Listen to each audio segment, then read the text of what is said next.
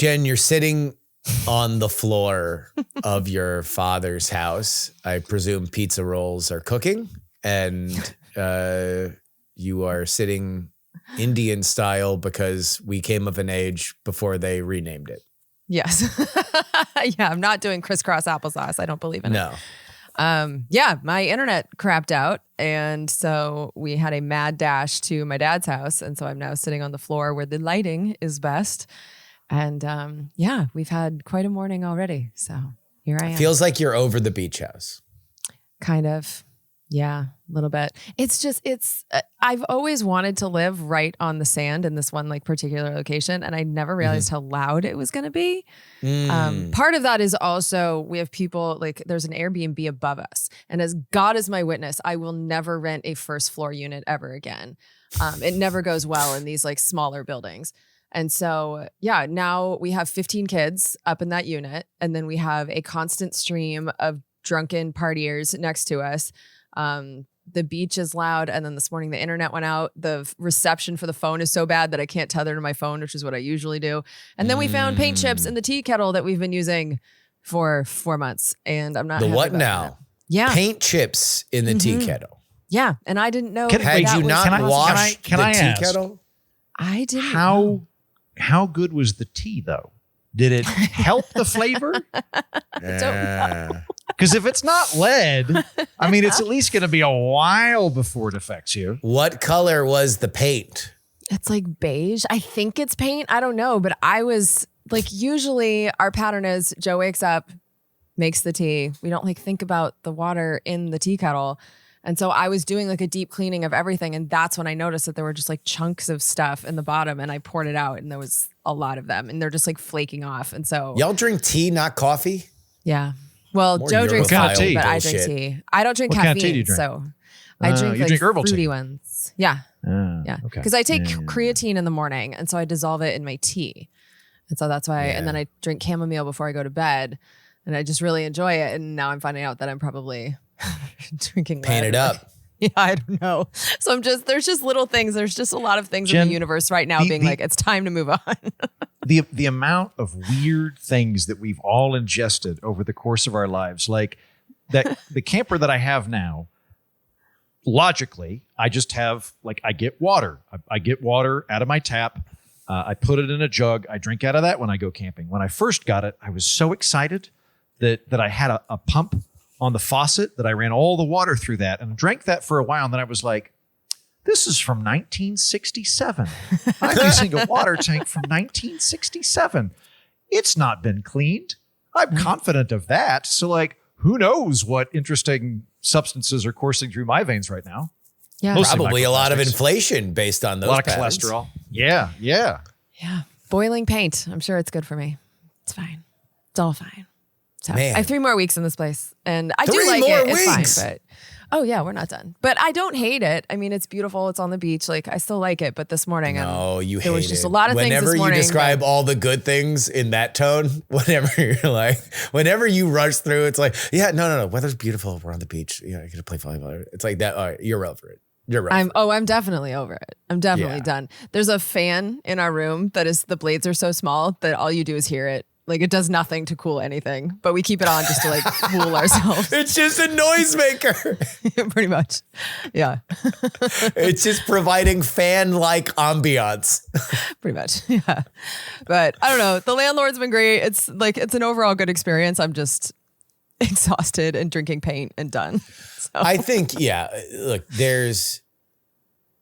you find this with like vacations sometimes where you're out and you're doing a thing and then you realize after you're done with the vacation, like when you're on the way back to where you came from, you're like, oh, this could have been X days shorter, or this could have been like, if it would have ended here, it would have been perfect. But you don't know that until you go past the point of where you were before. And, that's just how it goes sometimes. Maybe your future can be told by this emailer. Star Chart writes, I'm a hippie and a trained human design reader, not astrologist though, sorry. So Jen, if you'd like a reading, no charge, just for fun, one is available to you.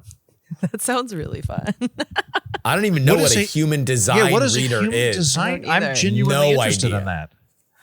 I'm into it though. Probably, it's fine. I've had some friends that have had synesthesia, where I'm going to back up. One of my friends sees auras. Comedian friend of mine from New York, and when I talked to him, I was like, so like, what do you make of that? And he's like, I think I have synesthesia. And I was like, really? So you don't think it's supernatural? And he's like, I don't think it's supernatural. I think my brain is wired as such that whatever micro expressions people have immediately gets filtered into my brain as colors that I see around their heads.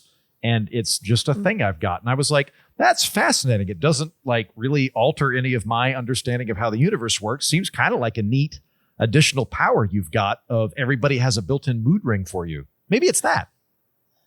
Yeah. I'd like to know what my color is. I won't know the significance, but sure. White. Why not? I'm white. That we know. Yeah. Mine's literally glowing. Mine's white, but glittery white. Yeah. Like a vampire. Well, that's a joke you like probably don't get. Jen, No. I get it, because there were all those emo vampires that were like kind of Mormon that were banging in Washington or something, and they went outside, they got shiny. I know about that. Yeah. No, Jen, you were white, but over the last few months, you have a hint of beige. Okay, all that thank paint you. you're drinking. Yeah, I'll take it. We're going to get to more Taylor Swift emails, but breaking news yesterday that broke in our We're Not Wrong chat. Taylor is, of course, engaged now to Travis Kelce, to Heaton's delight. There's nothing about this story that Heaton cottons to at all, right? This is just a smooth, round ball. There's nothing to catch on to. Mark my words.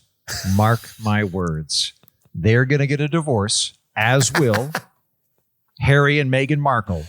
And Taylor Swift will either become president or a royal or both. All right, bold prediction.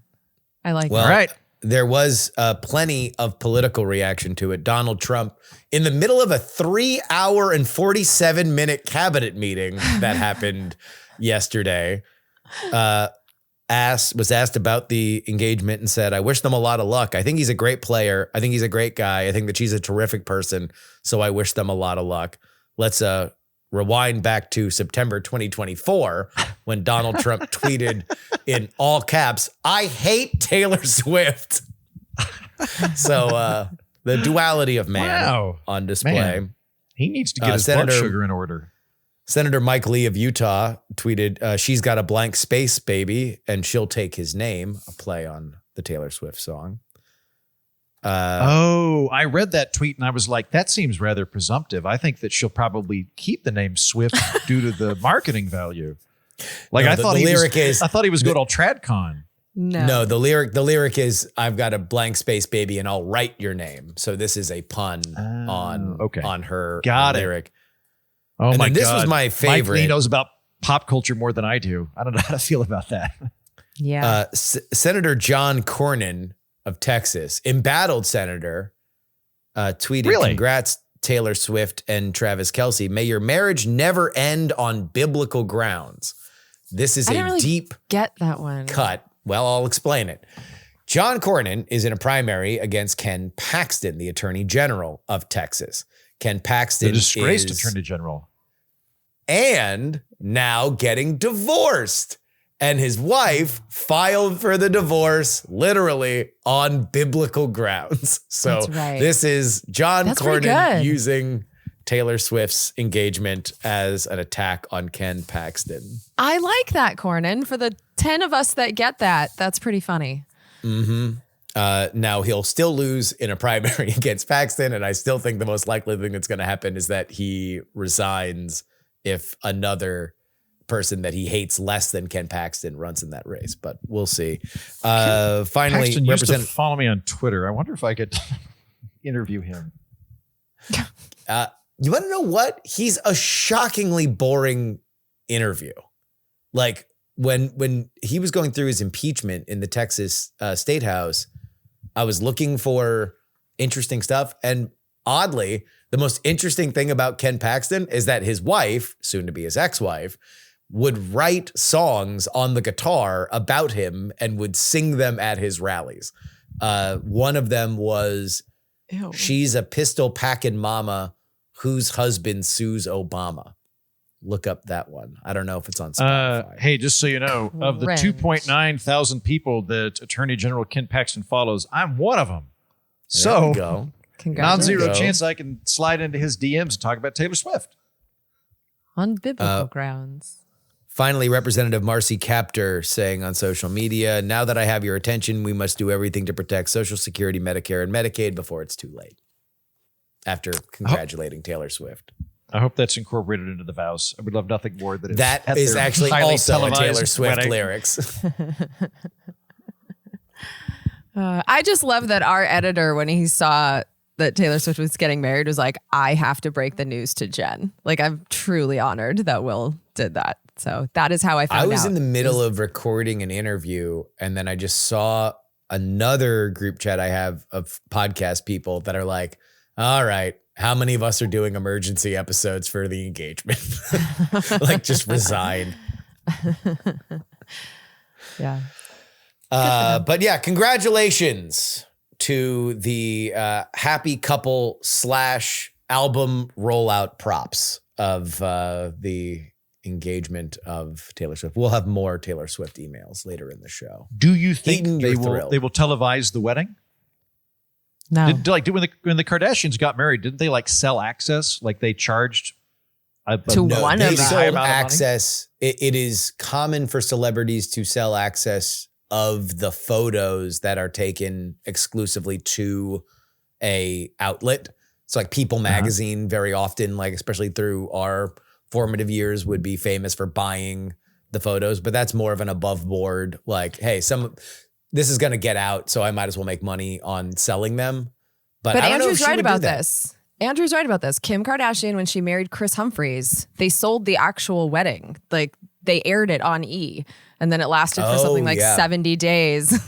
Because Kim said that it felt like a runaway train because it was so advertised and it was so public. She felt like she couldn't pull out, even though she didn't love the guy. It was like pretty fun to watch. But yeah, he's right. One of her weddings was absolutely a made-for-TV event, and I do not think that the Shocking with Kelseys that and the family. Swifts will do that. So I hope they don't, for their own sake. I hope that it's a private, intimate, deeply meaningful thing that does not enter the media complex beyond whatever is guaranteed to happen. I don't feel like either of them need to court media. No. Travis Kelce that's a good point. is in like the most high profile sport in America on a team that Football. everybody pays attention to. There we go. The Chiefs. And good boy. Taylor Swift plays music that is on in pop culture. She is the biggest there. So Yeah. there we go. Here we go. All is right in the Yeah. world. Mm-hmm. Yep. Nothing to talk about. We're done. No. Heaton, it seems like it erodes you whenever we talk about this. You start grinding your teeth. Okay, so truly, I've always thought Taylor Swift is a nice young lady, and I have grown to really appreciate her industrial strength media acumen. I say all of those things unironically. I hope that her and Travis Kelce are very happy. I just don't want to watch them being happy together. That's it. This is what I want to hone in on. Saccharine. I found it saccharine and just a little over the top. And I was like, I get it. I get it. Okay, let's talk about copyright disputes. That's what I'm here for. Is it them specifically, or your general unease with a romantic happiness in others? I don't feel that I have that same reaction when I see young couples holding hands here in the meadows. Like I don't walk by them and go, "Oh, curse your youth and happiness." So I think it was more of like the podcast buddy format that was irritating me because like everybody, like I get it, everybody has to amp up. Everything's 20% funnier. Everything's like everything was a little too much of the thing it was, and I was like, just somebody give me the cliff notes. Yeah, I don't think you understand that that's what people were there for, was to see their interaction, to see like if they're into each other. Like every time they kissed, there were little girls being like, yay! So yeah, you're just not the target audience. I am not the target audience. That is true. Either of the target audiences.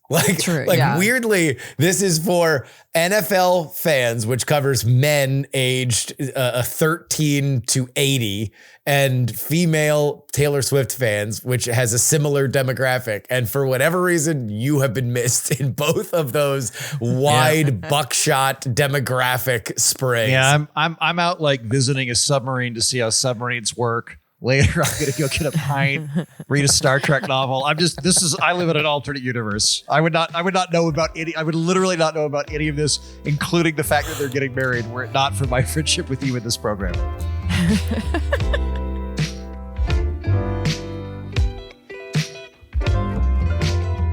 From Austin, Texas, I'm Justin Robert Young from her father's floor in Southern California. I'm Jennifer Briney. And from Edinburgh, Scotland, I'm Andrew Heaton.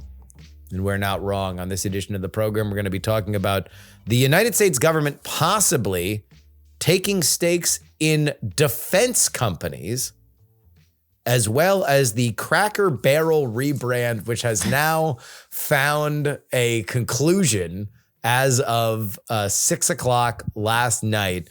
And also, I did a little bit more research into this, but this is a more complicated tale than just the Twitter drama that unfolded over the last 2 weeks. And I will give you all the deets there, along with your emails on last week's show.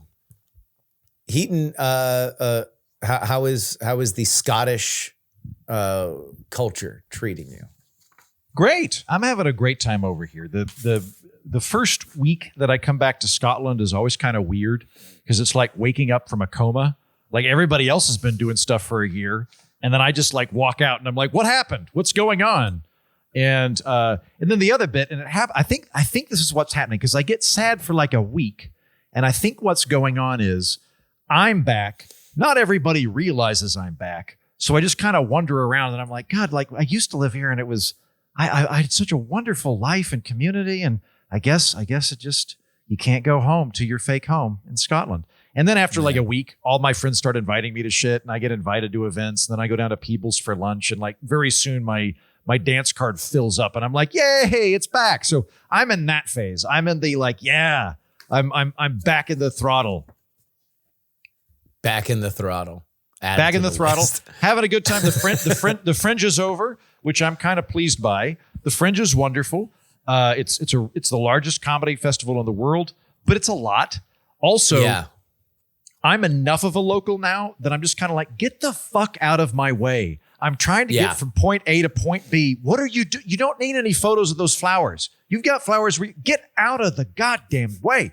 And so there's all these people clogging up all of the routes that you walk around. Now they're all gone. And it's like the whole city's hungover except for me. Like all the hospitality workers, they've been drunk and on cocaine for 35 consecutive days. And now it's done and they're all bleary-eyed. All the tourists have gone home. The university students are here, but they got drunk 2 nights ago. So now they're hungover and they're at the university. So it's just nice. It's just nice. You can just traverse where you want. Was there like a talk of the fringe? Was there what was the buzz? Is that like is it as big as it used to be? Not in terms of people, but in terms of like, oh, a star was born at the fringe. Yeah, I think so. But I kind of tapped out this year. So when I was here for the first year that we did the show, I was in Edinburgh for 3 months and had a great time. So I was doing other people's shows. I wasn't doing my own friend's show, but I was doing bit spots on other shows as a comic. And it was awesome because I could go drink at the comic bar, hang out with all the comedians, go to shows. I was seeing shows all the time. I was scoping out guests because I was doing a comedy podcast in addition to my podcast. So I was really, really, really involved with it. It was a great time. Then came back a year later and was like, now it feels a little bit like homework that I like, while I'm here, I got to compel myself to go to all these shows. And this year I was like, I'm done. So my buddy Andrew Young came over. He'd never been to the Fringe before. He was really excited about it. So I got a little bit of secondhand excitement and I went to shows, but like for a week. I'd go to 1 or 2 shows for a week. And that was about the right amount. I'm sure that there were people that were the talk of the town. That always happens. Yeah. There's always a couple of shows. Actually, you know what? Gianmarco Cerese was here. I used to hang out with him in New York back when he was an actor and I was a stand-up comedian. And boy, has he surpassed me in terms of popularity, success, love, humor, talent.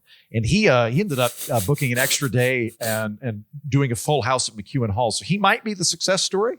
But then there's lots of other people, though, that they have this kind of interesting niche. So like in American comedy, we tend to do stand-up, sketch, and improv. Like, I'm sure that there are some things I'm forgetting, but those are kind of the big three. The Fringe has these very specific types of shows that are very funny one-man or one-woman shows that don't really fit into any of those boxes. And I don't really know where else they would fit other than at the Fringe. But you're doing it either for the love of the art or you're doing it because you know that there's BBC people here. So I'm sure that there were people that were discovered. I just don't know who they were. That's you can tell Fringe shows when they get adapted because they all kind of feel the same. They're these first person narratives that are a little bit weird and they immediately admit some sort of odd eccentricity that defines their character. Fleabag is a perfect Fleabag is probably the best example. Show. Yeah. But then Baby Reindeer, which hit on Netflix last year, as soon as everybody was talking about it, and because it's the story of this woman who becomes a stalker and portrays the idea of like a female super aggressive That sounds stalker. very Frenchy. Yeah. Yeah. And within 2 syllables, I looked at Ashley and I'm like, Fringe. It's a Fringe thing. That's what this is. Yeah. You could smell it immediately. And I hated that guy. Like I immediately sympathized with the stalker. I'm like, she should have gone further. All right. Commerce Secretary Howard Lutnick suggested that the U.S. government consider taking equity stakes in defense companies, particularly those where the government adds significant value. This proposal has faced criticism from Republicans, who argues that it violates free market principles and could lead to government overreach. Lutnick said the key to considering where the U.S. should take equity stakes is companies where the country is adding, quote unquote, fundamental value to the business in question. Donald Trump has faced criticism in his pursuit of equity stakes from Republicans who say it violates the free market principles and pre-Trump conservatives have traditionally championed. Quote Senator Rand Paul. Today, it's Intel. Tomorrow, it could be any industry a future Commerce Secretary decides to control. If conservatives endorse this now, they hand Democrats a blueprint to expand government ownership over the private sector later. Socialism is literally government control on the means of production. Mr. Andrew Heaton, is this socialism or just a realization that the United States should get a discount from a single customer vendor that's constantly late and serially overcharging? I don't want to get hung up in the labels too much on this. I think you could call it socialism. What worries me about it is not so much socialism in the textbook definition, but whatever the hell the Chinese do. State capitalism, I think, is the preferred term. What they do in China is if it's a big company.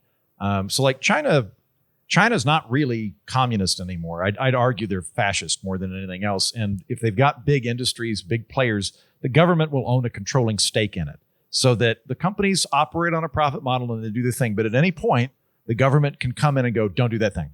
We don't want you to do that thing. So that I would call it probably closer to state capitalism, but I don't really care. I think either way, it's a bad idea. This is a bad call. This is a bad direction to go. Now, before I give my tirade, I think it's entirely possible, based on what we've seen from this administration, that flirting with this idea is just to scare, or if it's enacted, to hurt Elon Musk. I think that's entirely possible that this is just to piss him off.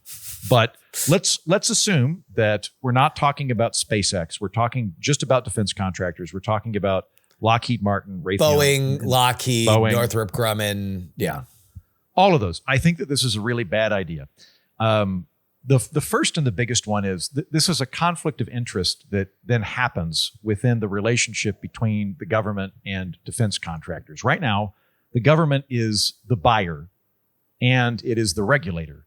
If they were to proceed down this path, the government becomes the buyer and the owner.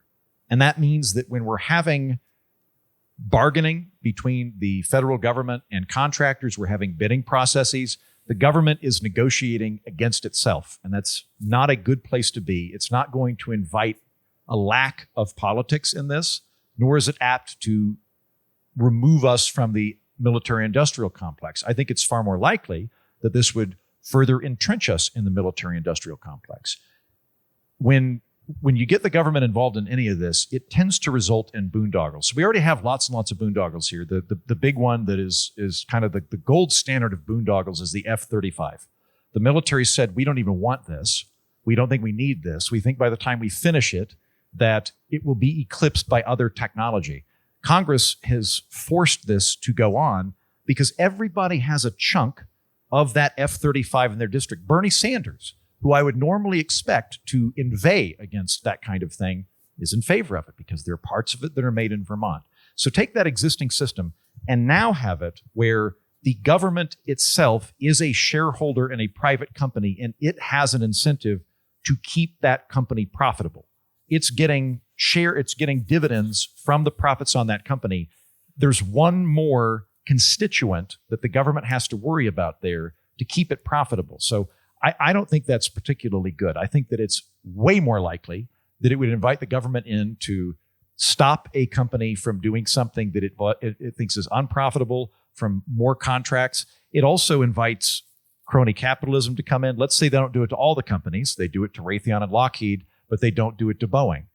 Next time there's a bidding process that goes up, if the government has a stake in one of those companies, it's probably going to favor that company in the bidding process, which means that we're no longer making decisions, ideally, based on what is in the best interest of the United States and the taxpayers that are funding these efforts, but we're making political decisions based on where we want to have, which company is going to do best because we have a stake in that company. It's apt to go downriver from that and affect the decisions they make. So if Raytheon wants to open up a plant in Iowa because they think that that's a place that has a good workforce and it's got good profit incentives, and that would be somewhere that they could be more efficient, much more likely that as a stakeholder that would be able to influence internal matters rather than just negotiate in terms of what we're buying, we would go in and go, well, we don't want that. No, because right now, the president's a Democrat or the president's a Republican. Therefore, we think it would be better for the plant to be in Delaware, or we think the plant would be better in Texas. So I think that all of this would result in a conflict of interest that further entrenches the military-industrial complex. There are some other secondary matters that I would bring up. I think it's possible that it would just make everything less efficient than it already is, less innovative than it already is. There are a lot of spin-off technologies that come out of the defense sector. If we had the government involved in it, I don't know that they would be as keen to allow those spin-offs to occur because they would have their own set of agendas that would be specific to either creating jobs or getting military. I don't know that they'd want to fund microwave research, which is what Raytheon initially did. So I think you could see things like that. I agree with Rand Paul. I think that this is a slippery slope where we go, hey, if there's a company that we don't like or that we think is important, the government ought to have a controlling stake of it. I see no reason that this wouldn't expand to other things. I did not like when Trump purchased stock in Intel. I did not like when the merger with Nippon Steel required us getting a golden share in it. All of those are bad things. And the final thing I will say, if you're concerned about military spending, and you brought this up in your question, Justin, that is this not socialism, but merely taking to task bloated defense contracts? If you're worried about that, and I am, the way to do that is to have Congress spend less money on the military, not to have Congress run the defense contractors. That's the way to do it. Have Congress buy less, not try to embroil itself as a stakeholder in a situation where it is presently the buyer. We already have a lot of power there. Like with a lot of those companies, the federal government is effectively a monopsony.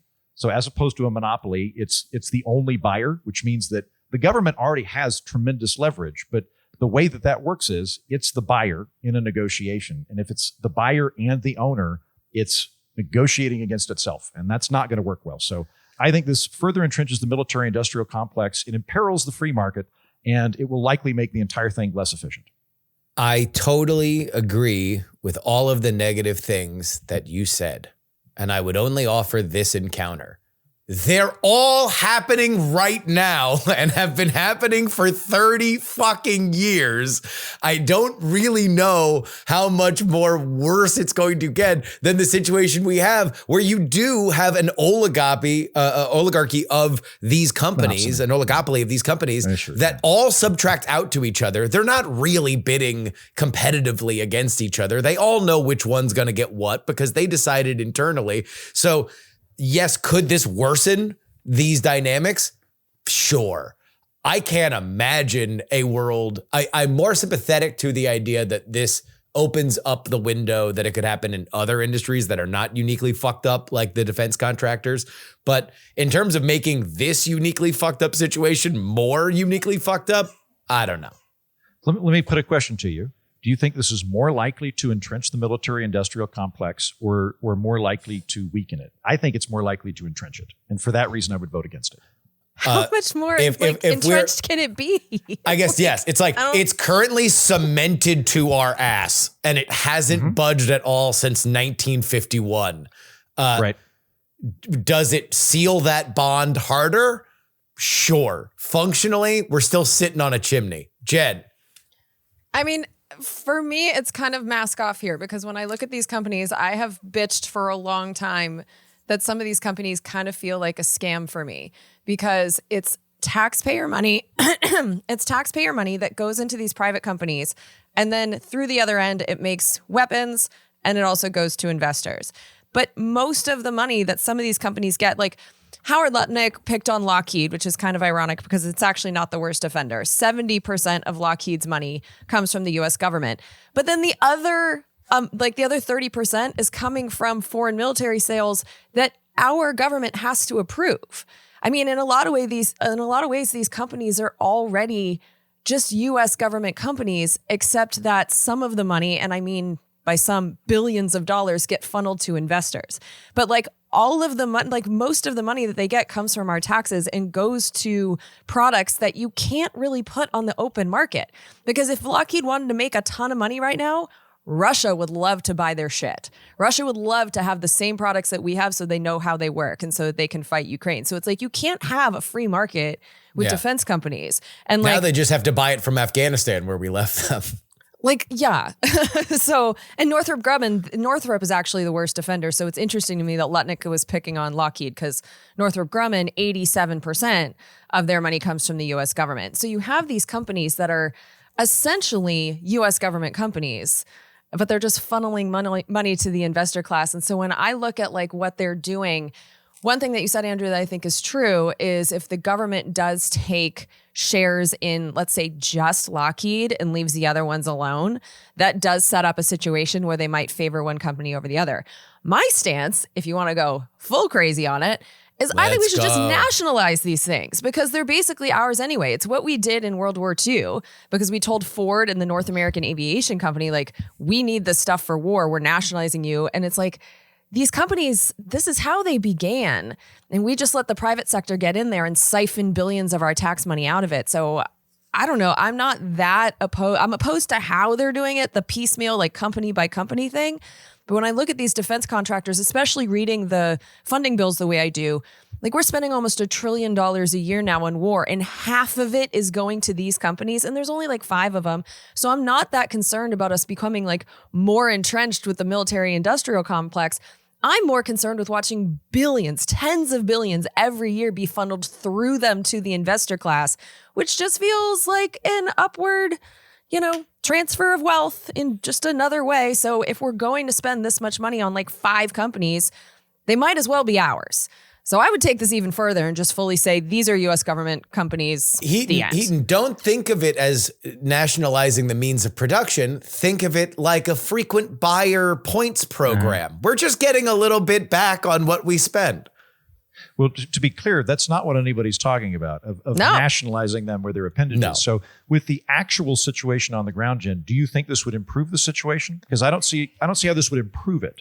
The actual situation on the ground is Howard Lutnick said one sentence, which contained an incorrect fact in it. So it's like the actual situation is like nothing has happened yet. And So I think what we need to actually look out Intel for. did happen. I think that's probably the thing that does cement this is that we did take Trump is our most stake socialist president since FDR. But we're talking about defense contracts. Intel happened. And what's interesting to me about Intel, and this is where I was going with this, is that I read the CHIPS Act, every word of it. And one of my biggest problems with it is it was funneling billions of our dollars to these companies and we get nothing in return. So this is actually exactly what I was asking for. But there's two problems with this. One, he's just isolated, like he's picking on a couple different companies where this should be across the board. Like if the government's going to get a return on the investment financially, it should be to everyone who took our money. But also, I read that law. This is not authorized in that law. So I don't know by what authority he's even doing this. It's just kind of like he's decreeing that he wants it and the companies are laying down and letting it happen. But this was never actually approved by Congress because it was one of the things I was asking for. I wanted a financial return on these investments. And this is just, once again, we're in the Trump administration where like, who knows if it's legal? We'll just see. I don't know if any of this is allowed.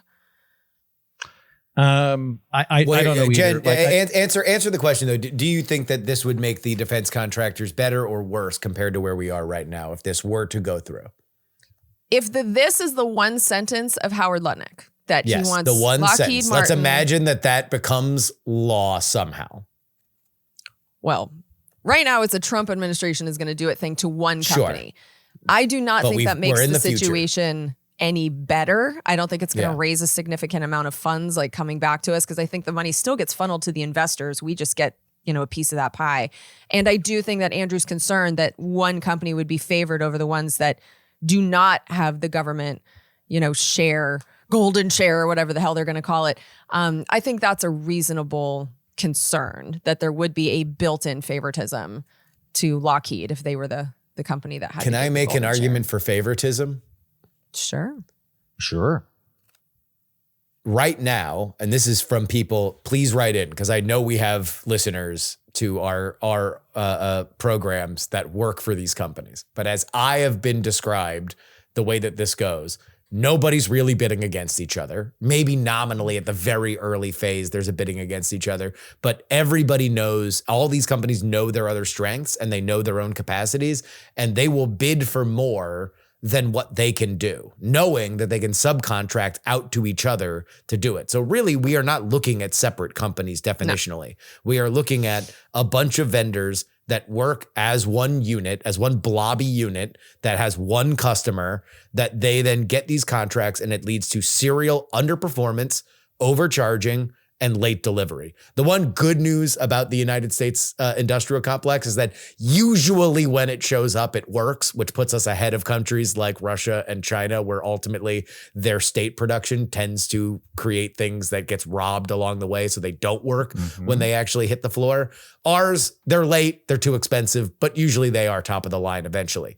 If there's something that kicks this group apart from each other, then maybe we would see more actual competition amongst them that would benefit us, at least in terms of money and timeline. Because right now, I can't imagine a scenario that would be worse in terms of what we pay and how long we wait for it and how obsolete things are compared to where they could be when you look at some of these more agile companies like SpaceX, like Anduril, that are developing tech at a speed and weapons and rockets at a speed that all these companies, to a man, told us was impossible unless they got infinitely more money and had infinitely more time.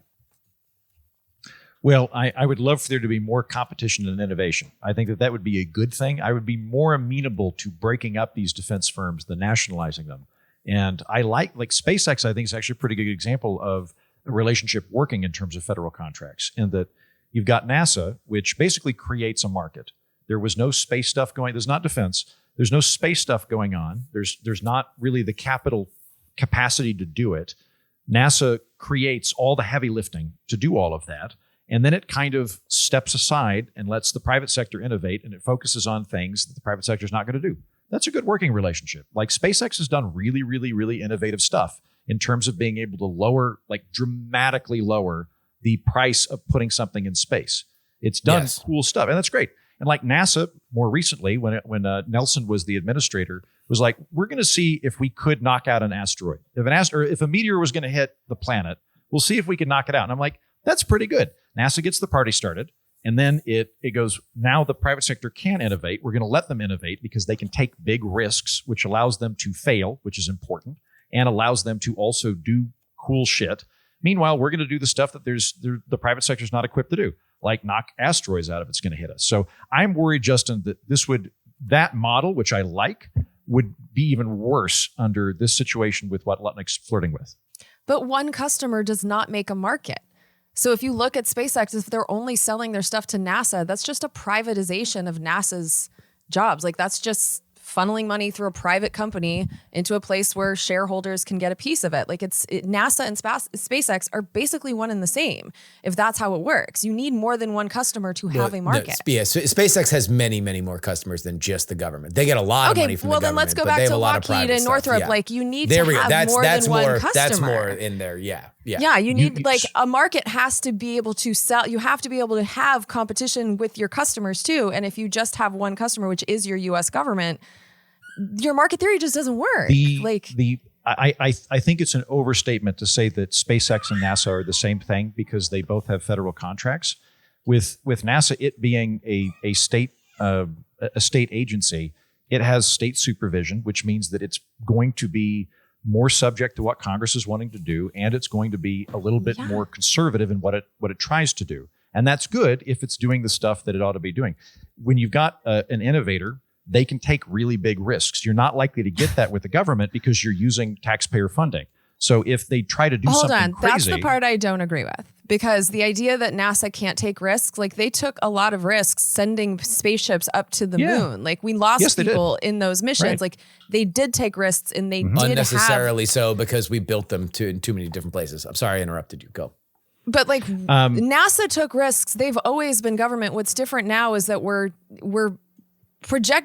have this fiction that only the private sector can and will take risks. It's just not true. So the difference is that when you've got the public sector taking risks and they screw up, you've wasted taxpayer money, which makes people less inclined to take big risks. I'm glad NASA was there. I'm glad NASA exists. I like NASA, by the way. And I think NASA did really awesome stuff in the 60s and 70s. And that was what I was talking about. That was when they were pioneering something that nobody else could do. And so 2% of the American federal budget went to NASA, which like no one really has the appetite for now. When SpaceX wanted to do single phase rockets, that was crazy. Like nobody thought that could be done. That wasn't something that was likely to be attempted by NASA because it would be seen as a waste of money. And you've got a private sector company that can fail, can screw up, not get the contract, go out of business. They can take big swings. I think both are good, by the way. I want there to be the public sector. SpaceX is getting taxpayer money. Like, let's not pretend this was all private. For a product that has been developed privately. Like it is off-the-shelf rockets. It's not off the shelf, though. They're standing on the shoulders of the government people that made all of this happen. So it's like they didn't come out of nowhere with this research. They took the stuff that NASA had already accomplished and then came in the middle and said, "We're the innovators. Let's funnel taxpayer money." Nobody. Yeah, I just got on Lori Garver, she was the second in command at NASA under Nelson, under the Obama administration, and. She's a Democrat that likes government, that is very, very pro-NASA. She worked for NASA, and she was like, we need to have like a private sector and a public sector because there's really innovative stuff going on with SpaceX. And like, I agree with her. I think that that's a good model. If you just have a lot of latitude and capacity for risk and failure, you're apt to take wide swings. In general, we as taxpayers are not going to have the same level of risk tolerance as somebody putting their own capital on the line. And in a contracting situation, you're providing a service in exchange for money. So they are getting taxpayer money in exchange for a service, as opposed to having it come in as funding that's going to particular things being directed by Congress. I just don't agree with that. Like, there's so many ways in which the taxpayer takes on more risk than the private sector. Like, look at all the money that we funnel into research and development for everything. It's us taking all the risks, but it's the private sector that's getting so many of the benefits. So I just don't think that that's true. And I don't know how we got on the NASA sidetrack, but like, I don't think that's a fact. The benefit of SpaceX is that after America lost its interest in the space shuttle and we retired the space shuttle, the way that we got to space was the Russian Soyuz rocket. So we were reliant on Russia, which I don't know if people have paid attention. It's not a great relationship currently.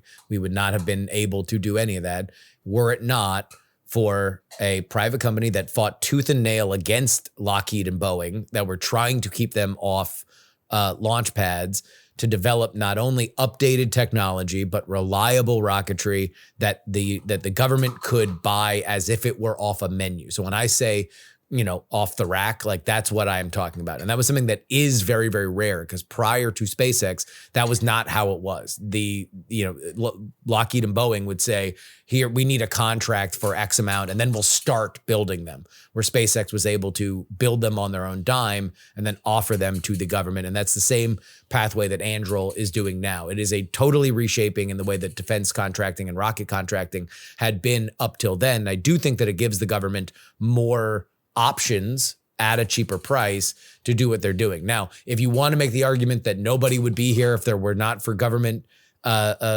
investment at the very beginning, sure. I don't really know exactly what the price tag or where the credit should be. Like, should SpaceX do a land acknowledgement every time that they hit ignition? Maybe, but I don't think that's necessary. But I think that when we have these conversations, pretending that SpaceX had a starting point that wasn't built off of decades of risk and innovation by the government, I just think it's just not true. If that has ever been something that I have said, then I totally acknowledge. I would like to rocket acknowledge that the Saturn V I don't is the think precursor. Anybody's saying for NASA everything didn't do a bang up job and do innovation. Yeah. No, I think what people are saying in this conversation is that the private sector will take risks that the government won't. Where I'm saying the government took massive risks in the space program. They built the foundation on which the private sector could come in the third, on third base and then come in and be like, hey, look, we're winning the game. But it's like you couldn't have done that without the massive investment in research and development and the risks that were taken directly by the government for decades. Sure. That's what Agreed. I'm saying. Yeah. Once again, Agreed. I'm not. Fine. Yeah. Yeah. Okay. I actually don't know why we're talking about NASA, though. So I don't know either. I'm not familiar with what was the defense contract. Avril, what was the defense firm? I'm unfamiliar with that.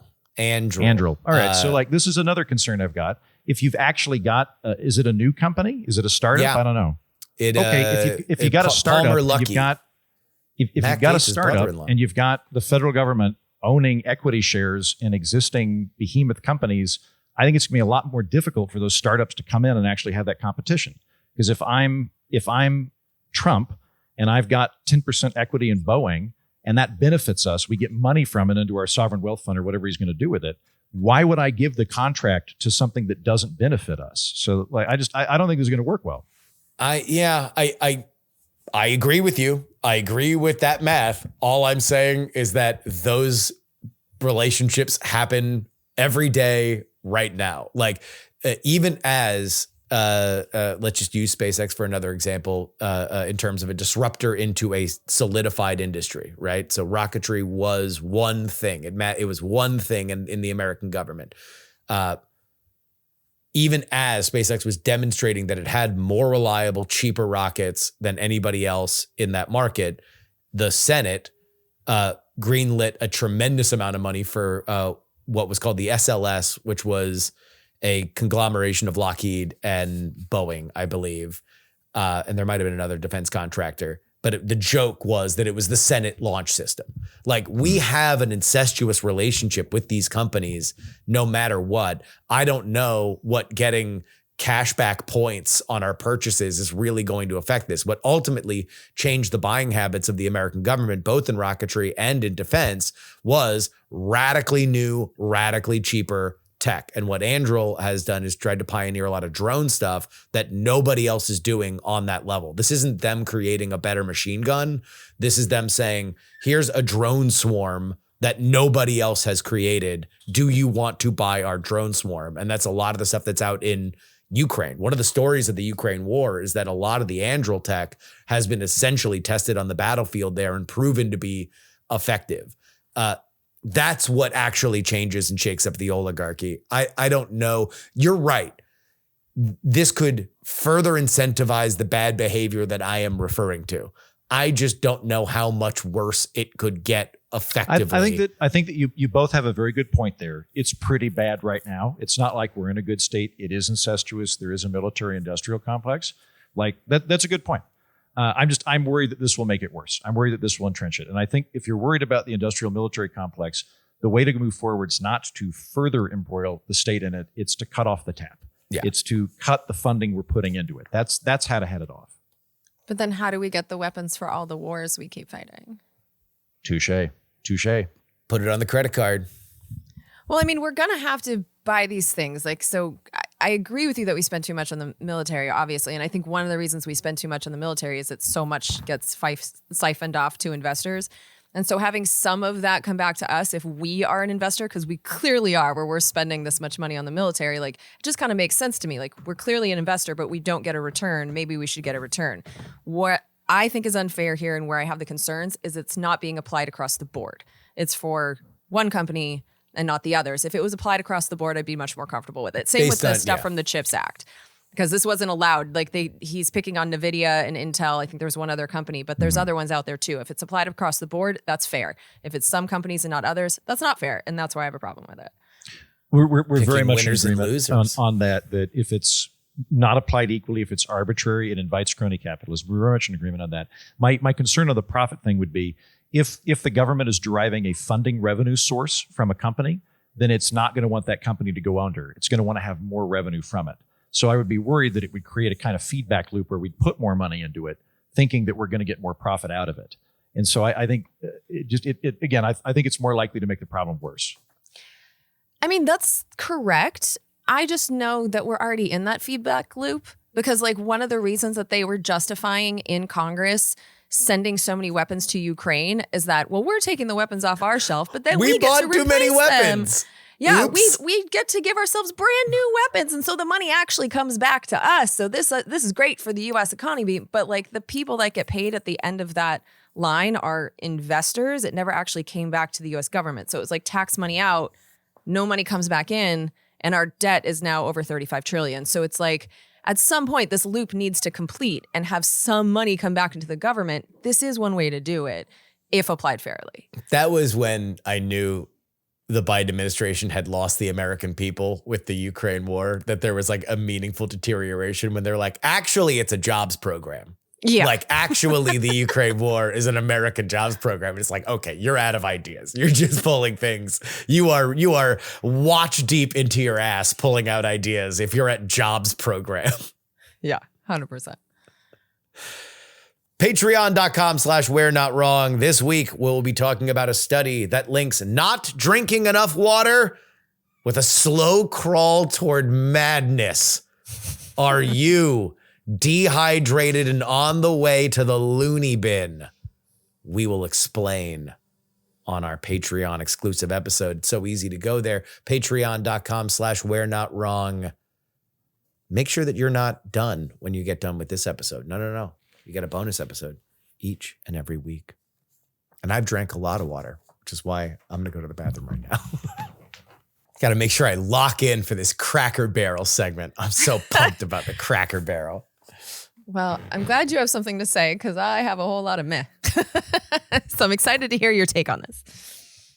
Cracker Barrel rolled out a new logo last week, stripping away the Uncle Herschel figure and the old country store text, opting instead for a minimalist barrel-styled name-only look.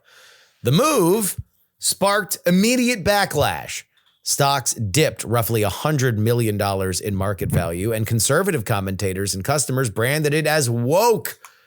The chain responded with an apology, admitting the rollout could have been communicated better, while assuring that rocking chairs, the peg game, decor, and Uncle Herschel would still stay on menus, stores, signage, and street signs. Former President Donald Trump jumped into the fray, urging Cracker Barrel to reverse the logo, admit a mistake, and seized what he called a $1 billion opportunity of free publicity. And yesterday afternoon, they did just that, saying that they are scrapping not only their new rebranding, but also the redecorations that were going to take Cracker Barrels, make them brighter, and strip down some of the stuff on the walls to make it a little bit more modern and chic. Jen, I have more story here, but I want to get your initial thoughts. Why on earth is this a political issue? I don't know. The only thing I can come up with is it's just a continuation of the anti-woke nonsense, quite frankly. Like, I don't understand why anyone would care that a little man gets taken off of a logo.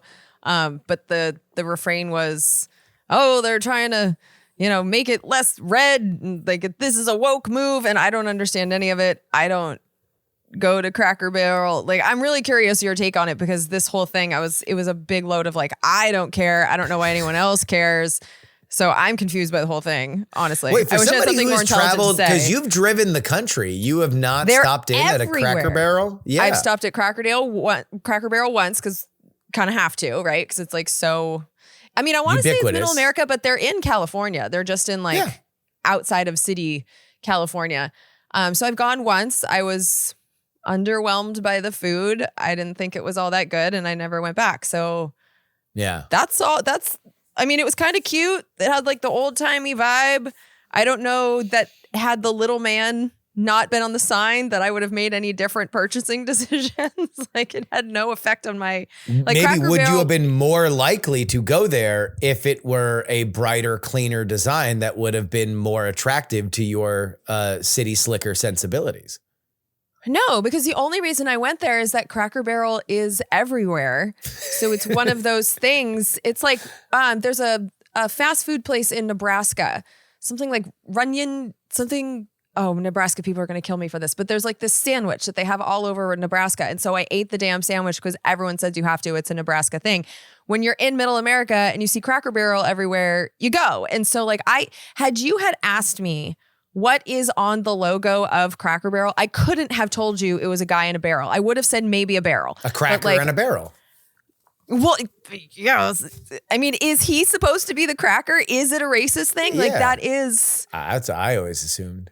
Well, so that's the thing. Like, were they taking it down because that was kind of an anti-white racist joke? No. Or am I just, do Whites I find love that being funny? called cracker. I don't find great. it offensive. Can I fill in the cracker thing where this comes from, just to give everybody a little bit of Cracker Barrel history? By the way, I've eaten at Cracker Barrel twice in the last 20 years, so I don't go very often, but I actually really like it. I think the food's great. And also it's terrific if you're doing van life. They like Cracker Barrel and Walmart are both places you can park overnight. It's just you go eat at Cracker Barrel the following day. They're fine with it. They're actually really cool about it. So I like Cracker Barrel.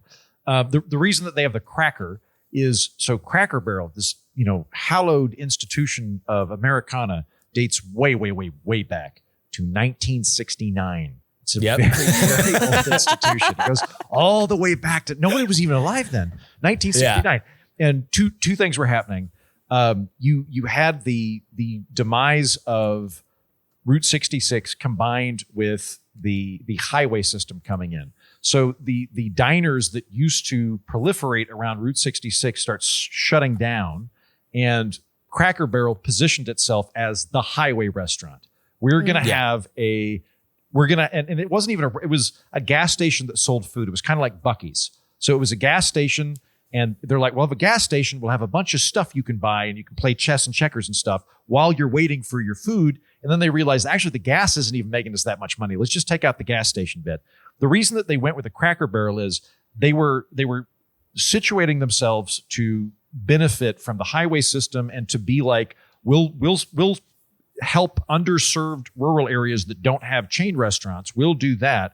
But we're going to feed into this manufactured nostalgia. That's going to be our thing branding wise. So the Cracker Barrel, when you go even further back, where the general store was kind of the lifeblood of the small town. It's where you went to go get groceries. It's where you got food.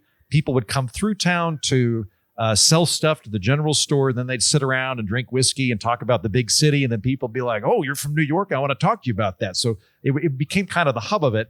the general stores back in the day when actually this is great for business when these people just drink whiskey and talk about the big city when they're trying to sell us carpets, because then all these other customers come in. So they would just leave barrels of crackers for people, like a free snack. They would just, at the general store, there'd be a big barrel of crackers to incentivize people to hang out longer, buy more purchases. So Cracker Barrel went, we're going to kind of co-opt that, and we're going to try to take that spirit into our new venture and be the manufactured halcyon nostalgia of the old diner.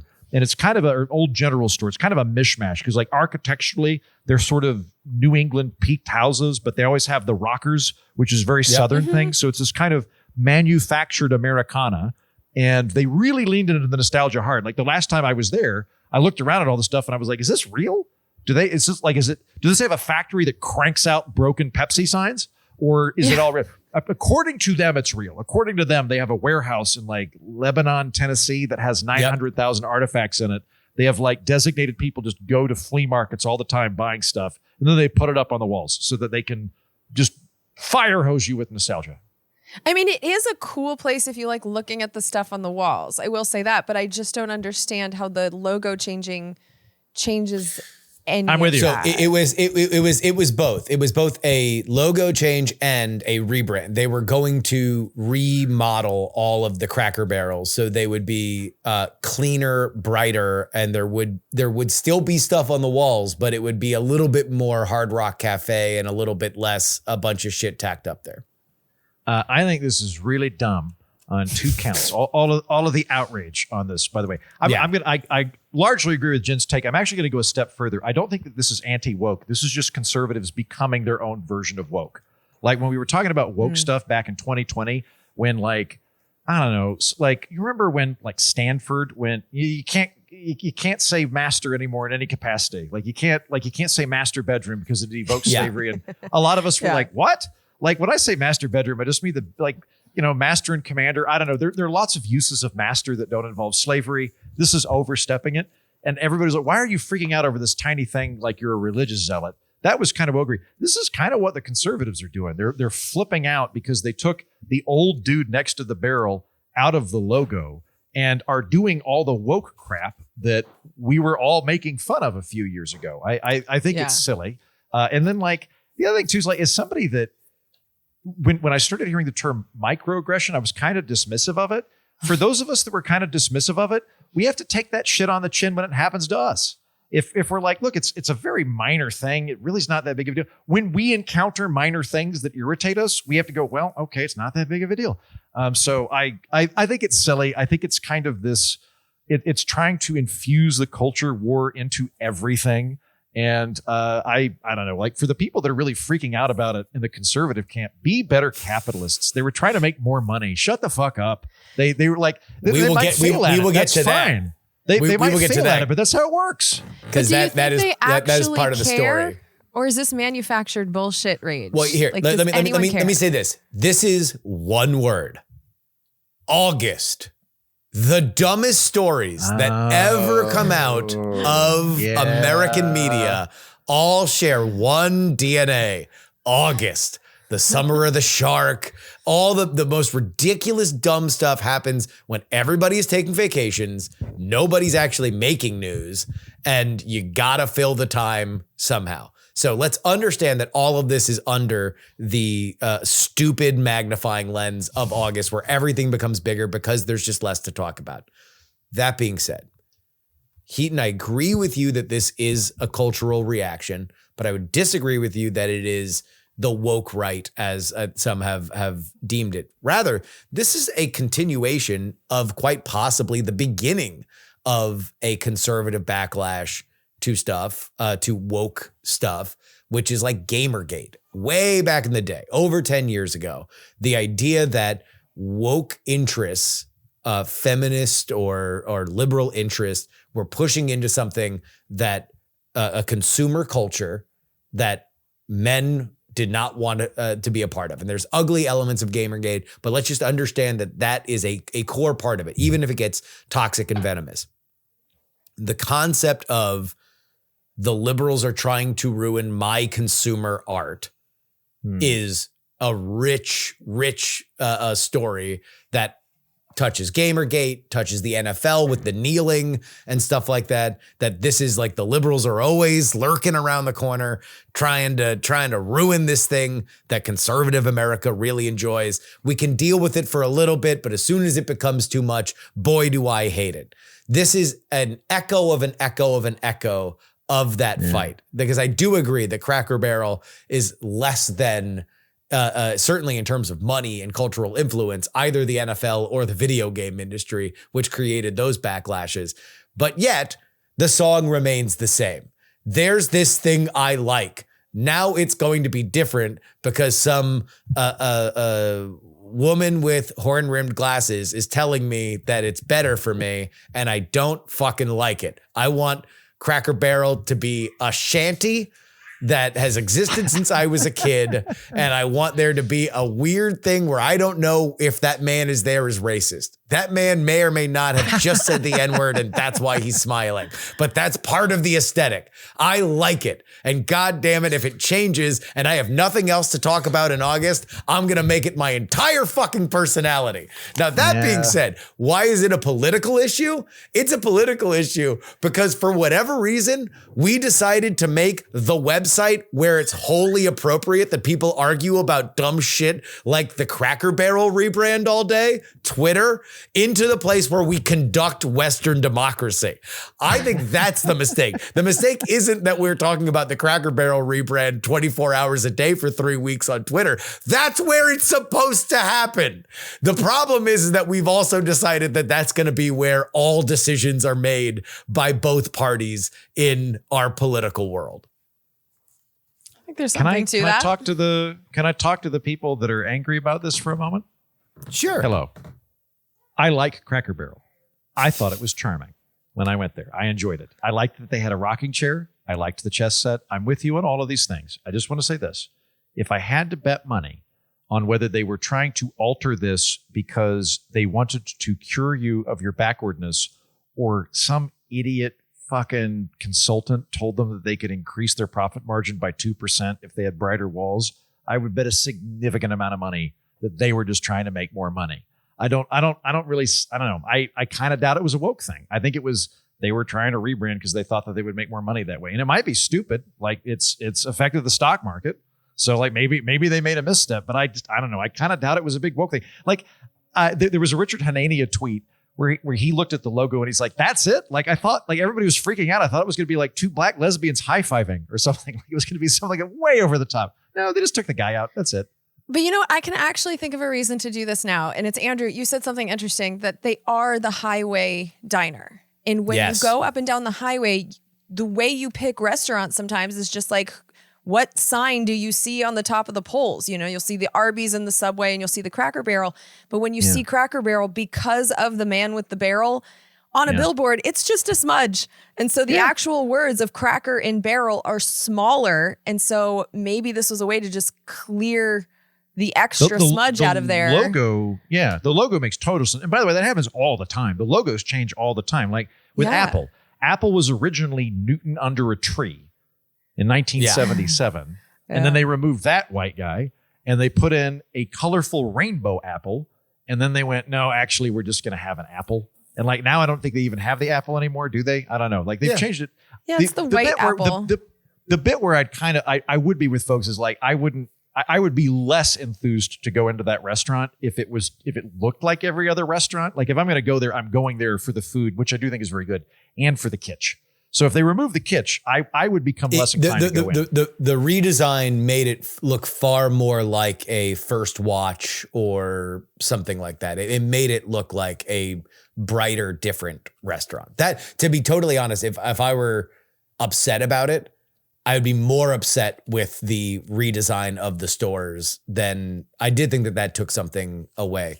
One more thing. I do have a story about how this happened. Hold on. Like for a comparison, can you name a restaurant I've actually heard of to compare it to? You haven't heard, you like healthy stuff. I've not heard of First Watch. I haven't heard of First Watch. Jesus fucking Visigoths. So it would be more like a new Denny's, like, or something like that, like brighter brighter lights, and they Ditties, had but with brighter lights. Jesus sounds Christ! horrible. Oh my God! no, brighter than Cracker No. Barrel. Like, yeah, like, no, go look. Ditties with East German lighting. No. The one thing I will say, if you are going to draw this on cultural lines on why this was reacted to by conservatives and not liberals were just kind of confused by it. Although the Democrats jumped in, the official Democratic Twitter, had the man bravely standing up and saying a thing meme and was like, "We think the Cracker Barrel rebrand sucks too."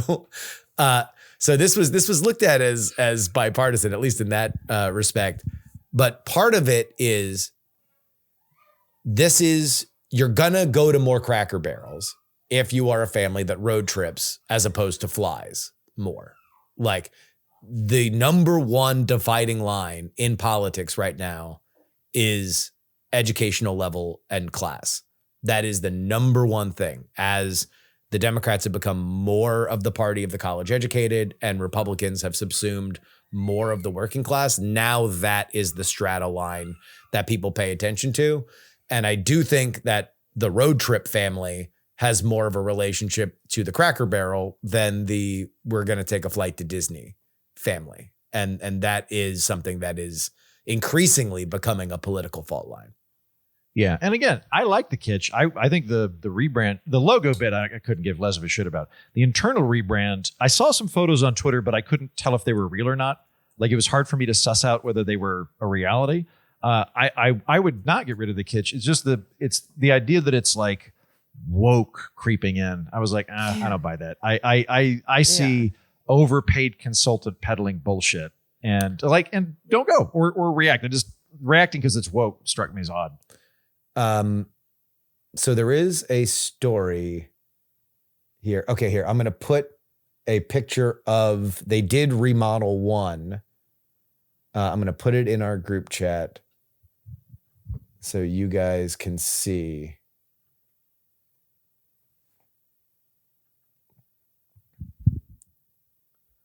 That is the remodeled version of the Cracker Barrel. It's a dick pic. He sent a dick pic. Jen, don't open it. Oh, no.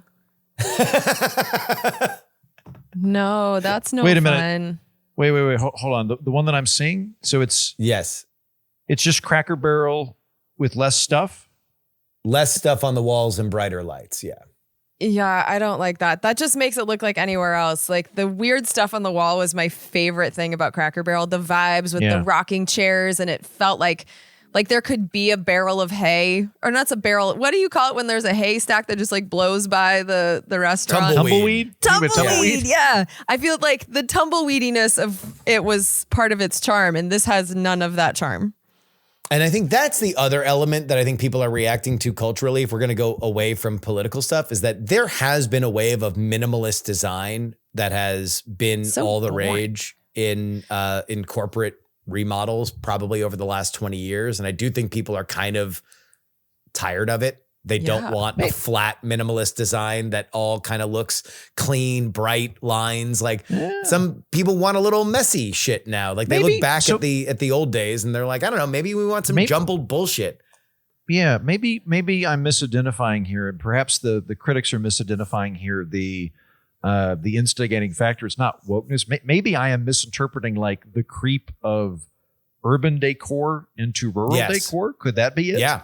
Of like, we're going to have something that looks like an IKEA, being the vision of so many places in a cosmopolitan area. Whereas, like, we've got our rack of thimbles, we've got our doily that has our name in it. We've got some farming equipment, stuff like that I grew up with, like that getting pushed out. So it's not really a woke thing. It's like blue state pushing out red state vibes. Yes. Now look at this. I feel like this has a lot of right angles. And the thing that jumped out at me the most is that none of the chairs have arms, where I feel like at Cracker Barrel, am I wrong in that, like, they used to have more comfortable chairs where you would sit with the arms, and you can kind of just like, chairs with arms are just more comfortable, but they don't want chairs with arms because they want to turn over the tables. This has a very like, gets you in and out. It's just a diner. You're just here for food, get out kind of vibe, which is kind of the opposite of what Cracker Barrel, especially with the history that Andrew just told us, this feels different. This just feels like a place at a truck stop, nothing special. So on May 16, 2024, the CEO of Cracker Barrel, Julie Fells Massino, rolled out what she called a bold strategic transformation plan, including one of its 5 pillars to refine and evolve the Cracker Barrel brand across all touch points. This was reacted to very strongly by an activist investor by the name of Sardar Biglari of Biglari Capital, who said, quote, this is obvious folly. Cracker Barrel is not a broken brand, but it does have a broken board. This became, inside the financial world, a big fight. In October 8th, Biglari fired a warning shot by writing an open letter to shareholders saying, quote, neither the appointment of Julie Fells Massino as the company's CEO nor her new transformation plan has restored shareholder confidence. By the way, this plan was a $700 million rebrand and redesign of Cracker Barrel locations throughout the United States. Jesus. I think if you just did $600 million worth of free snacks, you would have gone a lot better. So Biglari sends another letter in November of last year saying if you had $100 in Cracker Barrel before January 2019, 5 years later, it's worth $30. Therefore, there's only $30 to go before your entire investment is lost. Let me make my position clear. The company's $700 million remodel plan will not work. He said on the brand's essence, the day Cracker Barrel opened, it was already old. I am concerned that not only will the remodel not work, but it could damage the brand further. End quote. Fast forward to last week, August 2025. The new logo lands and it is horrible. The reaction is exactly what Biglari prophesized. There is an argument that he helped stir this up, by the way. He also, his capital firm owns... That's what I'm wondering is if he planted some of those woke stories. He owns a portion of Steak and Shake, or his capital venture capital firm, and Steak and Shake's official social media was taking shots at Cracker Barrel throughout this entire process. So he certainly was active in pushing a point of view, but it was a point of view that he had been saying to anybody that would listen for over a year by the time that this happened. And then fast forward all the way to yesterday afternoon when the CEO and the board have to totally turn tail and say, yes, indeed, Biglari was right. This was a terrible decision that materially did affect the brand. And now they are going to heed the voice of the president of the United States, no less, to be the heroes by keeping things the exact same as they were before. But I actually think this could actually help Cracker Barrel because now that it has been saved, like I'm kind of interested in going back and being like, oh yeah, this was cute. Like I haven't thought of Cracker Barrel since I went there once and had just like a piece of American cheese on my hash browns. And I'm like, nope, bye. But I'll go back for the kitsch now because it is cute and it was in danger of going away and now it's not. So maybe this story is just brilliant marketing at the end of the day because it makes people want to go check it out. A lot of free advertising. Who they pay that? It wasn't $700 million in consultation fees. It was the actual like turnover. No, that was going to be $700 for replacing all the signage and redesigning all the individual Cracker Barrels throughout America. Well, now they don't have to do that. Yep. Yeah, I would have just saved $700 million. I would have told him it was really stupid to alter the model for $50 million. I would have been like, just don't do. It's fine. There you go. There's no way the CEO Money, keeps her job. No way. This was the CEO's pet project, and now that it's been summarily rejected by America, Now look, we can laugh about the Cracker Barrel, all right. And I'm glad that this ended up where it ended up because I do like the Cracker Barrel. I think I've been there once in my life, by the way. It's not like I'm a Cracker Barrel devotee. That being said, if any of you Weisenheimers get the fucking inkling about Waffle House, it's a fucking legit, January 6th will look like a fucking play date. Like it's fucking on. The Waffle House stays the exact same as it has forever. That's it, and that's all. It's going to be. Is that your go-to jet? Like if you're looking for a greasy spoon, Waffle House is your place? If I'm in a situation, which I've not been in a while, where I am on the road, but I have an option of like Denny's, IHOP, Waffle House, I will 100% always go to the Waffle House. I will sit at the counter and I will be done eating in 15 fucking minutes with a delicious meal for way less than I thought it was going to cost. And I will be delighted. I will be thrilled with my life. I cannot say that at Denny's. I cannot say that at IHOP, where it's a lot more server dependent. The fact that Waffle House has the kitchen right there, it just always gets shit out way faster. And if you're there, during nighttime hours, you're probably going to see a fight, which is always fun. I'm a Denny's person, mainly because I like to order moons over my hammy. It's just such a good name. Like to say it? Yeah, pretty much. And I kept going back over and over again. It's also a really good sandwich. I either like I love a good diner. I really like diners a lot. Like that was a quarter of my body weight was diners when I lived in New York City. If I'm on the road and I'm going from Austin to Oklahoma City, the last 5 years was on the road quite a lot. I like finding the little hamburger joint in a town that might be awesome, might be awful, but I like to roll those dice and go in and like go to Mortimer's Cow House or whatever. That's what I tend to do. Are you a breakfast guy? Or are you guys big breakfast people? I love breakfast food. I just don't tend to eat it at breakfast. Like I don't tend to get hungry till 11 o'clock or so. But after that, sense. I love a solid breakfast. Yeah, I eat a lot of omelets, and right now I'm obsessed with this place, Good Stuff. It's all over the South Bay in Los Angeles. And the reason I like it is that you can get an omelet, and then your side can be 2 pancakes. Big fan of that. Oh, Look at that. Yeah.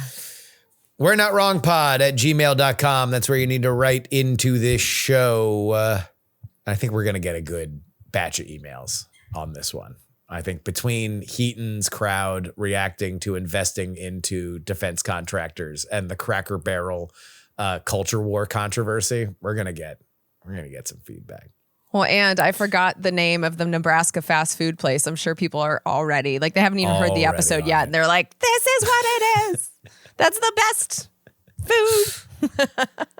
Hello, fellow kids, writes, I sympathize with Heaton with your dating experience as a young man. I started going bald as a junior in high school and ended up being carted by the venue at my senior prom because I looked like a creepy man trying to sneak in. Yeah, but that means you got to buy the beer as a freshman in college. I'm sure you got all the girls. So count your blessings. And there's one thing that I found that I found attracted women in college. It's drunk freshmen. Yeah, I never capitalized on me. Like looking older than you are, you get the benefit of buying beer and cigarettes. I didn't start drinking in any capacity till I was 20.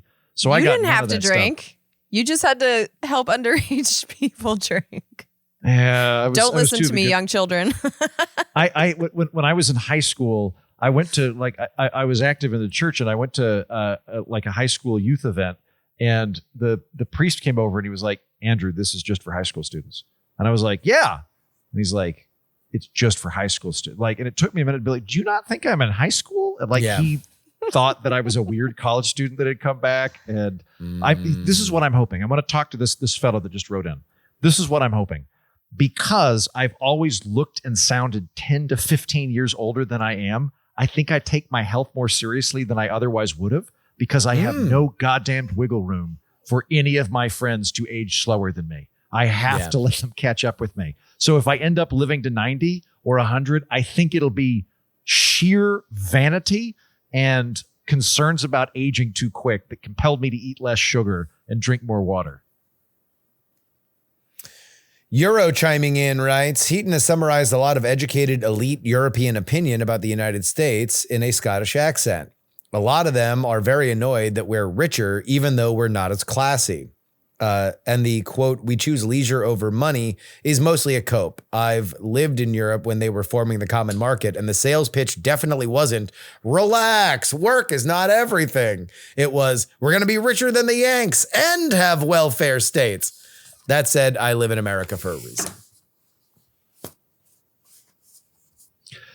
Yep, I buy that. I'm planning to talk to a guy, do an episode on like why did Europe diverge? I find this very interesting. If you go back to when we were all in high school, Europe and America were about the same economically, and that's really, really diverged over the last 20 years. And I find that fascinating. It's worth looking into. Why is that? I've got my theories, but I want to test them. Yeah. Yeah.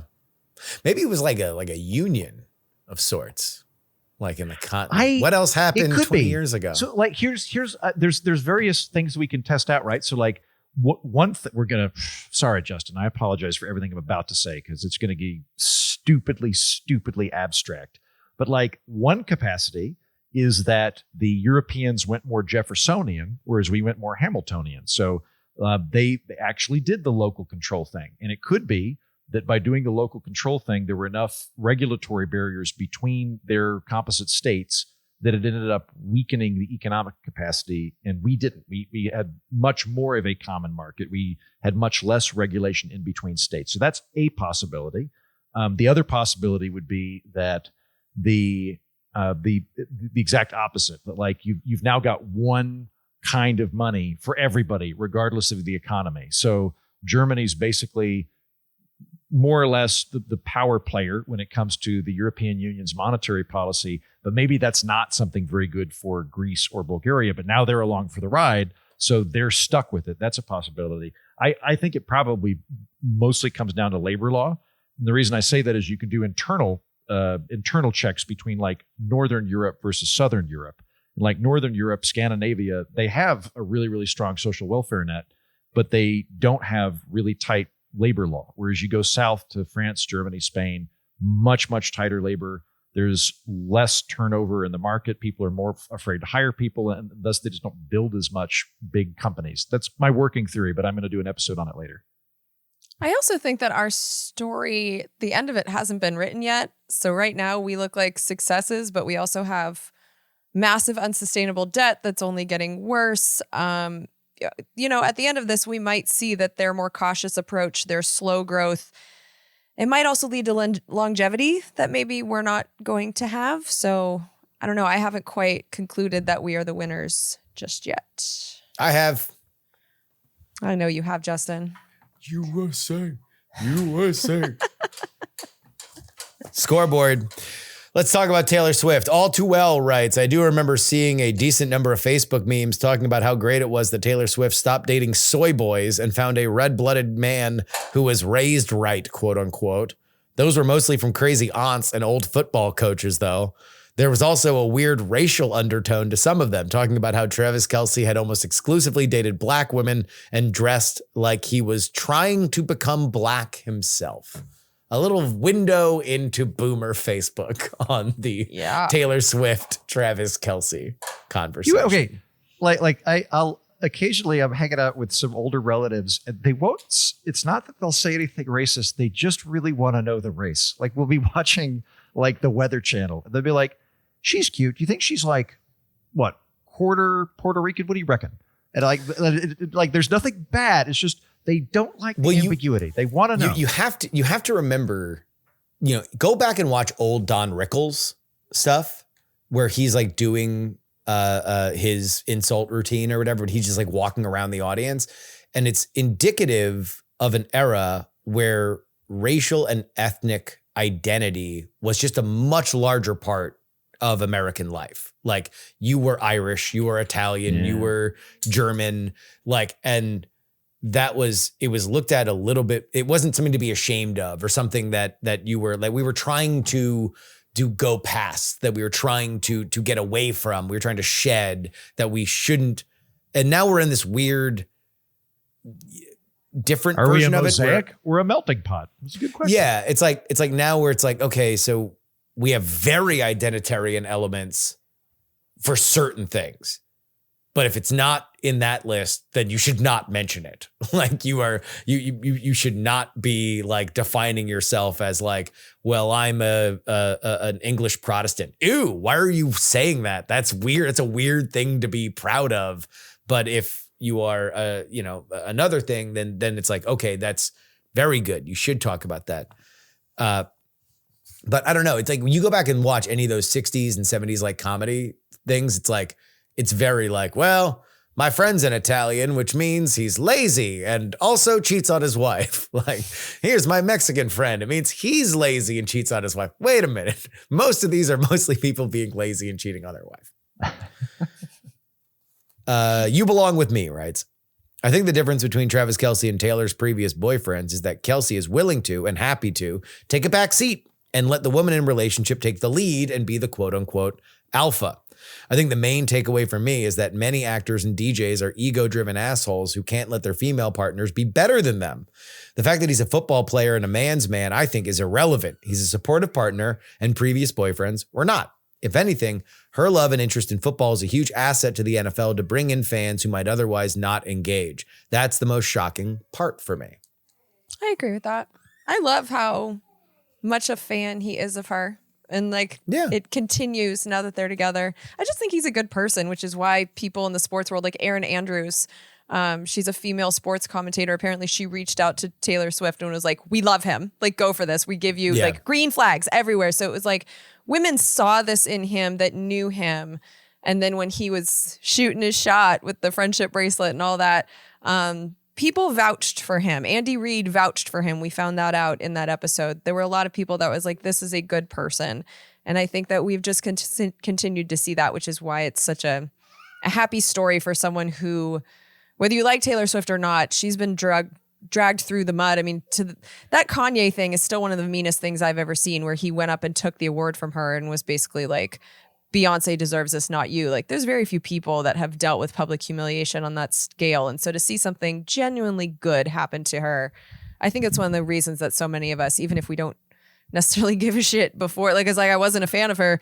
But I think one of the reasons I'm leaning into this story is it's just, I don't see any negatives here. I just see it as something nice.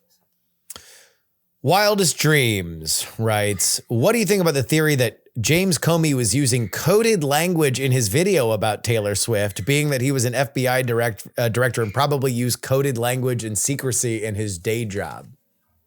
Maybe he's just a weirdo and we shouldn't read too much into it. We should be wondering, like, should we be looking at FBI directors as very serious people? I think that's what both Kash Patel and James Comey have taught me, is that, like, you know, there's a great Dave Attell line where he's like, you know, when you're a kid, you always think that your dad's Superman until you realize he's just a drunk in a cape. And that's what I look at, where it's like, oh, maybe career bureaucrats are not, even in places where the FBI is, you know, the Boy Scout, literal Boy Scout, you know, kind of agency. It's like, maybe sometimes they're weird. And James Comey's a really weird dude. Yeah, as is Kash Patel with those crazy eyes. They're just weird dudes. Yeah. Style writes, I agree with Jen regarding Gaza and Ukraine. Watching too much of that, I was looking for lighthearted, sweet material to listen to in between horrific news items, one of which was the 2-hour Taylor Swift podcast. I'd never heard her speak before. I only have one song of hers on my phone, but I was very impressed with her articulate intellect and the obvious love and wholesome relationship she has with her meathead boyfriend, who did not come off as a meathead to me. Amen, my friend. That was the one email that was in the Venn diagram of Jen Briney, whose Instagram feed is just horror gore from Gaza and deep sleeper fantasy football draft suggestions. Yeah, I have a weird algorithm. Well, I'm glad that someone out there is like me. There's one more person did. And I'm just going to say this. We don't need any other conversation about it. But obviously, in horrifying situations, gallows humor is something that people flock to. But somebody did send in a Gaza Taylor Swift playlist that included songs like Look What You Made Me Do and You Belong With Me. Oh my God. So there we go. It's just out there. All right. We're Not Wrong is a production of Dog and Pony Show Audio. Our editor is Will Saddleberg. On PX3 this week, somebody that you would like. I had somebody last week, Jen, that you would absolutely despise. And this week I had somebody that might be your best friend. And her name is Amanda Nelson. She does a TikTok and Instagram channel called Amanda's Mild Takes. but she's Oh. new to this game. I know her. Do you Not know like her? in real life, but I watch her every day. I'm pretty sure. Let me make sure. Well, there you go. She's on PX3 this week. She literally just quit her job in June because she had never done a social media channel before. Started doing it with Elon's Roman salute. And since then, it blew up and she quit her job in June. So we talked about kind of the fast track of going from like somebody who watches this kind of stuff to somebody who makes this kind of stuff, and a lot of her political philosophy. It is a great chat and it is available on PX3 already. Friday, I do something that nobody has dared do in the world of political media. I took the most beloved man in DC, Howard Mortman, and attempted to humiliate him in a game of political trivia.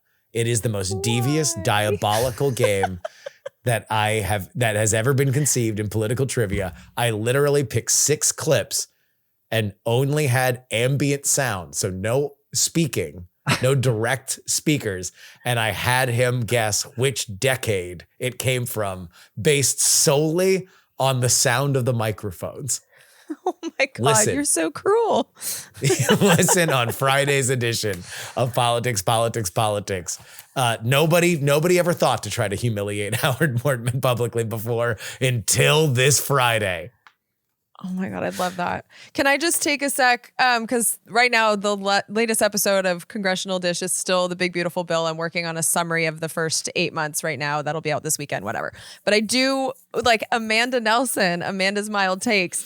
She has become one of my favorite people on Instagram because she's a fact nerd for sure, but she'll go into Congress. And she's one of the few people who I think is doing amazing things on social media and keeping even me updated on congressional stuff. So if you like Congressional Dish, I recommend listening to that episode and following her on Instagram because I'm really enjoying her content to the point that I'm like jealous of her because I feel like she is blowing up with content that I love. And it's just like, ugh, if I bothered with social media ever, she's showing me that like people would care, but she's doing it so well. I like her so much. I love that you now know her. Yeah, at any moment, Jen, if you start getting a little cross, maybe just slot in Amanda. I mean, I think you'd be better off, but I got here first. So Just kidding. She can pound sand.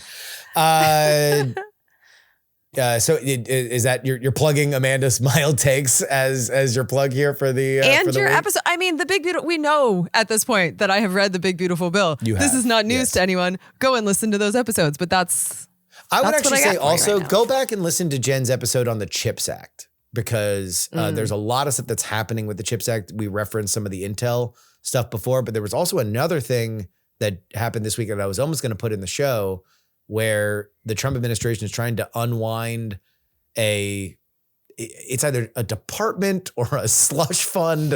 It was something that's like $65 billion that went into this a council that had a bunch of Biden appointees that they were then going to also invest in stuff. But much of the CHIPS Act, even if you very much believe that America needs to be building way more semiconductors on our shores and we should not be reliant on China for it, which I do, go back and listen to Jen's episode on the CHIPS Act because it's maybe we didn't do it in the best way. Maybe it was just a gigantic giveaway to a bunch of companies that had no guarantee on returns.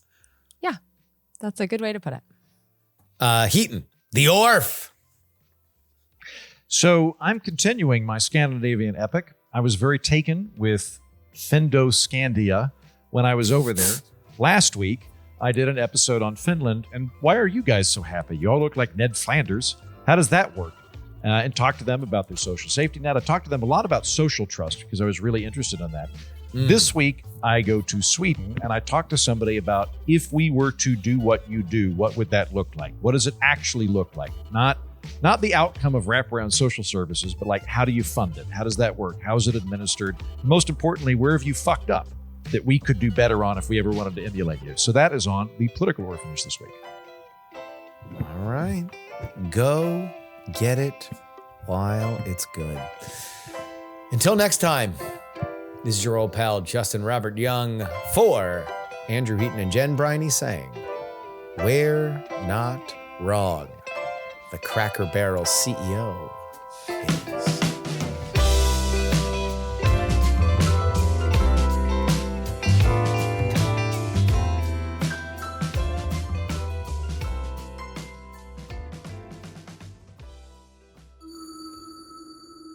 Dog and Pony Show audio.